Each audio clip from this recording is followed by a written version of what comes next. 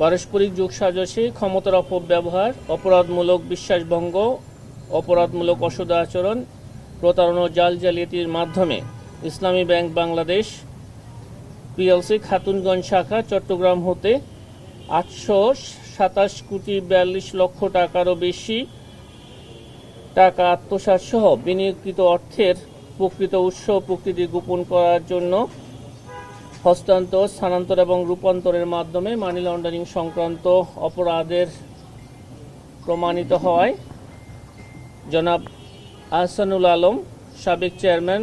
EC committee এবং পরিচালক পরিচালনা পর্ষদ ইসলামী ব্যাংক বাংলাদেশ, প্রধান কার্যালয় ঢাকা, জনাব মোহাম্মদ আরিফুল ইসলাম চৌধুরী, ব্যবস্থাপনা পরিচালক সেঞ্চুরি ফুড প্রোডাক্ট লিমিটেড সহ 52 জনের বিরুদ্ধে আরও একটি মামলা রুজু হয়েছে।